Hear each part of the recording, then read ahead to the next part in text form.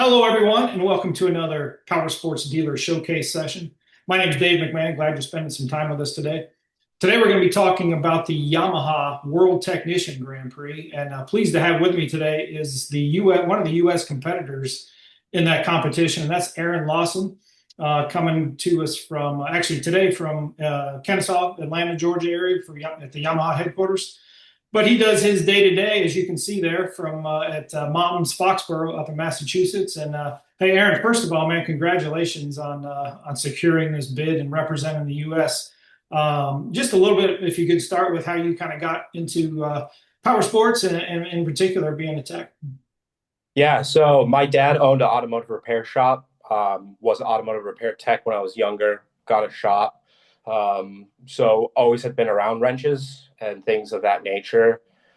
Going through high school, started racing motocross. Nice. And my dad was kind of one of those guys, I'm not going to pay somebody to fix your bike. You're kind of going to have to learn how to work on your bike.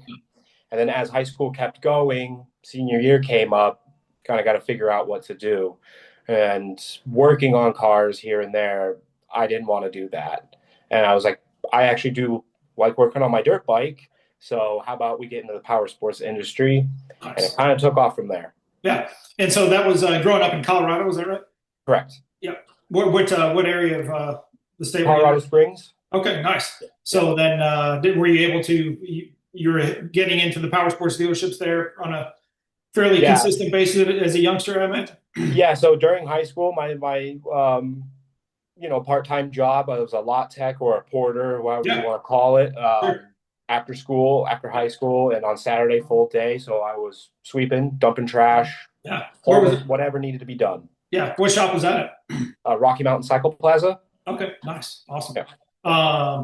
Cool. And then, yeah. So I know this Yamaha Grand Prix with COVID has had a couple of hiccups in terms of the world stage and stuff. And I remember, yeah, 8 to 10 years ago, writing articles about some of the contestants and participants and stuff. So it's a heck of a program they put on there. So maybe just going back a little bit here over the past year, or if you've entered it beforehand, how did you kind of get involved in this year's competition?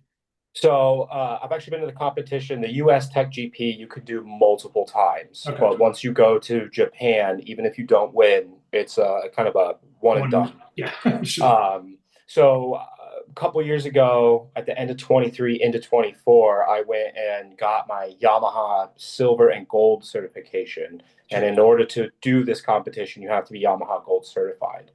And they talk about it in the class and everything like that. And at the end of gold, the last day as we're leaving, Kenny Spurlock, who's the head honcho at YTA, Yamaha Technical Academy, pulled me inside and said, hey, when this email comes through, I would really like you to attempt to do this. Nice. So the email came through. It's a 50-question test. And then you go through that, and then they let you know if you made it or not. Yeah, that's awesome. And then, yeah, so you find out that you're going. Like, what's it been like? Was it about 6 weeks or so ago now that when you first, learned that you'd be going? Yeah. So 2024, I went. Was not really prepared. Okay. They don't. They try to set you up of how it's going to be in Japan, and so Japan doesn't even tell Kenny what is really going on. It's your technicians are really good, and they'll be able to figure out whatever we throw at them. Sure. So didn't do well at the first one. Did the test again for 2025. It was June that we did the U.S. Tech GP. Yep. And so you do the contest.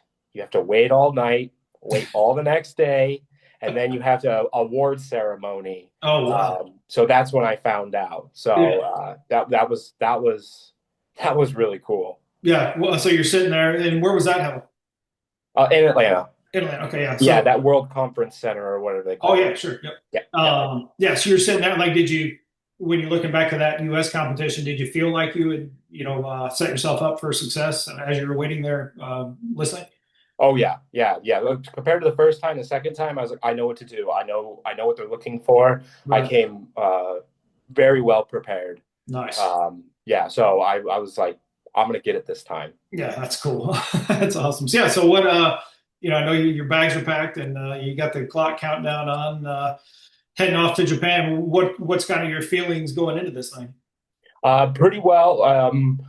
Nervous. Yeah, I've only been out of the country once, and it was to Mexico a long time ago. yeah, So I'm nervous about the flight, nervous about the culture shock because yep, Japanese culture is much different than America. sure. I feel much better, much more confident because I took this whole week, me and the other contestant, and we went through mock competitions, Sure. things of that nature. So even with a couple of Yamaha's had multiple Japanese here, and they do like a 5 year stint here. Oh, not sure. Yep. And they have also been a part of that competition at some point in time. So they came Cool. in and judged us in this mock stuff. So Nice. gave us good notes. That's fantastic. So yeah, I would say yeah, you'll be able to overcome that flight and the culture and be ready to put on a great show. That's awesome. Yes.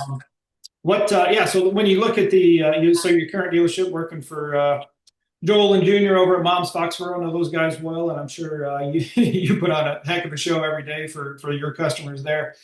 Just on a daily basis, what type of attitude or approach do you take in when you punch that clock every morning? Yeah, that's a really, really good question. What's nice is I try to beat traffic, good old Massachusetts traffic. So I show up. I'm usually at work at 6:45, 7 a.m. So not every time, but most of the time I'm opening up the shop. Got it. So for me personally, that helps get the day going. I'm by myself, no loud noises. Sure. And it's kind of hard, in a multi-line dealer, you don't know what's in your folder next, Yep. right? So for me is always knowing knowing the systems of a particular power sport product that you're working on before you even dive into touching a wrench. Sure. Yep. Okay. Interesting. So on a given day, I mean, it could be half dozen or more different units from Yep. 8 or 10 different brands. Yeah, yeah, yeah. Slingshots, ATV, a UTV, R1, a dirt bike. Yeah. Yeah. And let's see. So with you kind of setting the standard from a technical standpoint in the shop there, I imagine that helps elevate your fellow colleagues there in the service department at Moms. Oh yeah, definitely, definitely. Especially, I'm 34, and there are some older guys that I work with, and when they're like stumped on something, or if I'm stumped on something too, Sure. and like we teach, like, hey, like try this, like try this Okay. method of trying to figure this out, and they go, well, that's pretty cool. Where'd you learn that? And you tell them, and it's Yeah. like for me, that's rewarding. It's like I taught that guy that's been doing this for 35 years something today. Right. That's pretty That's cool. awesome. Yeah. Yeah. Sweet. Yeah. How about just that, when you yourself having the high level of expertise, when something comes at you that it might stump you a little bit, or you're not exactly, sure how to attack it. What is your approach to those kind of situations back in the service department? That's honestly because we do work like an example. We work on a lot of Harley Davidsons. We sell a lot of used motorcycles. Okay. Yeah. So it might even be a manufacturer we don't carry as a dealer. Yep.